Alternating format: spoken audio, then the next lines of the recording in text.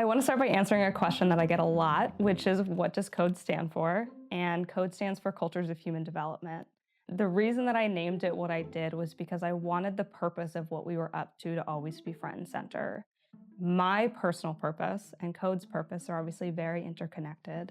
And the work that I am up to is giving people the skills and the tools, challenging them, coaching them to be the best version of themselves so that they can go out and do their life's work. And so from the very inception of things, I knew I didn't want this to be surface level. I wanted there to be real transformation and human development happening, and I wanted to create a system and a structure where organizations could give that to their people. And so we're creating cultures of human development. In the last 18 months, we've grown 300%. And this is all because we've taken the time to invest in our people and invest in them specifically with the Cohd learning process, the learning program. It's allowed us to grow our people, which has allowed us to grow our organization and our company. Every single person that comes into the company, the first thing they do is they get enrolled into a Cohd curriculum.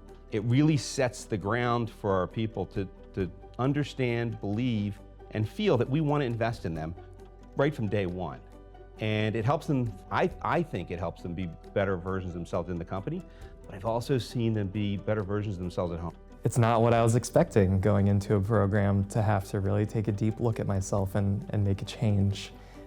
When you go to work, you think you're just getting a paycheck, but you take an inward look at yourself and you're like, wow, this transcends a paycheck. Where do you get that outside of going to therapy or going to the gym or volunteering? Like, you can't get that at work, but in this program you do. I like to say that we're creating elevators, and to me an elevator is somebody who has the skills and the intention to continuously elevate not only themselves, but the people around them. Elevators are reflective, and they are mindful, and they are self-aware, and they're able to step into tough conversations. And they're aware of their mindset. And it's not to say that elevators are perfect all the time, because we're not, but we can notice when we're out of alignment, and we can make a shift, and we can get back to a place where we are the version of ourselves that we want to be. Elevators choose creativity and they choose growth, and instead of being reactive, they are thoughtful. To embody that does not happen by accident. It takes a lot of intention and a lot of practice, but that's what we're up to. I was always super reactive, so this gave me the knowledge to, it's okay to step back and gather your thoughts. It's interesting because you think you are the only one going through certain problems or conflicts at work. It makes you feel human that everyone is going through the same thing and has ups and downs. Before, I would kind of approach challenges, conflicts, problems, just by reacting and guessing. I thought I could just figure out the perfect way to approach every situation, and it could be repeatable and the same every single way. With the class, I have multiple different tools to apply. I have different ways of thinking to apply. Every situation, I'm going in with a strategy or a tactic. I'm not just kind of reacting to what's happening around me. To me, real behavior change is not happening in a workshop. It takes time and practice and reps and coaching and peer support, and that is what we've built into the Cohd system in the Elevate program. The piece of this that I know is the most daunting to people when they initially look at the program, which is the time commitment, is absolutely the point. There is no skill that I think any of us have learned that has been worthwhile to our lives that does not take dedication and support and structure. That's why we've built the Elevate program the way that we have.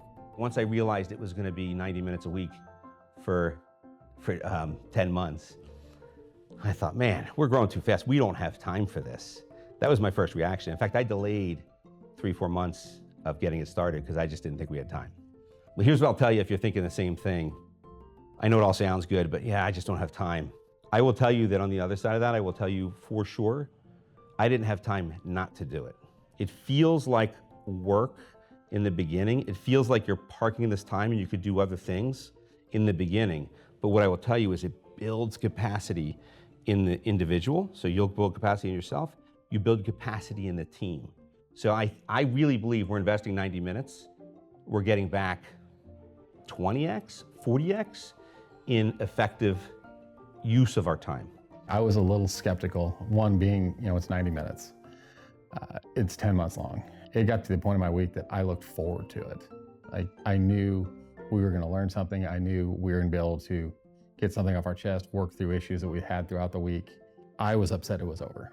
I mean, we've asked, are we going to do a continuation? Is there something else we can keep going? Is there another class? I know we talk about this all the time. Once you get into it, you very much look forward to the next class and what you're going to hear.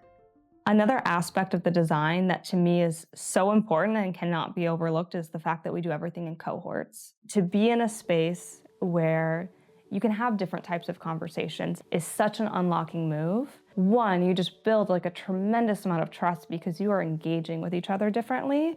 But even outside of the team practices that we have every single week, the way that you can tackle real business issues when you have that camaraderie and that whole other experience together is really mind-blowing. Teams just get more and more efficient. Their level of comfortability and their willingness to lean in and deal with tensions and have those conversations just unlocks a whole new level of operating. What really stands out to me is, I think in so many companies, politics and history and ego often dominate difficult conversations. People are afraid to have them. You got to have them a certain way. You're worried about how it's going to come off. But the tools that you learn in this class give you the ability and the shared language to have real conversations, even when things are tough. And I think that common language creates an ecosystem where you can feel safe and you can feel heard and you can feel like you're making progress rather than operating from a place of fear or pessimism. I've seen it firsthand, and I think that's just a really great outcome when organizations do this together.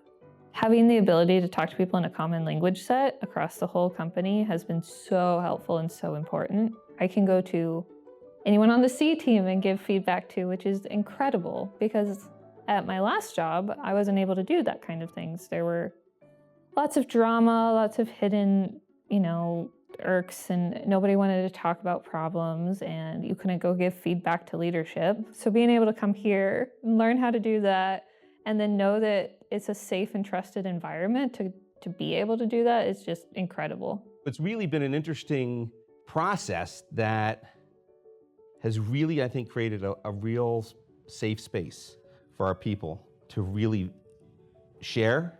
And the more they share, the more we can grow. Because we're trying to create continuity. We're trying to create intimacy within our teams. We're trying to create trust within our teams.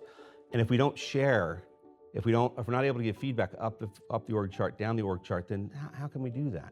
The Cohd system actually gives us the tools, the framework, the process, and the facilitators to be able to do that kind of work up and down the org chart.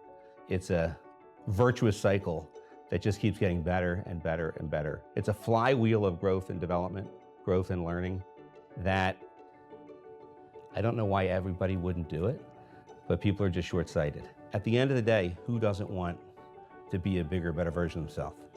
Maybe you're afraid to go get it. Maybe you don't know what you need to be a bigger, better version of yourself.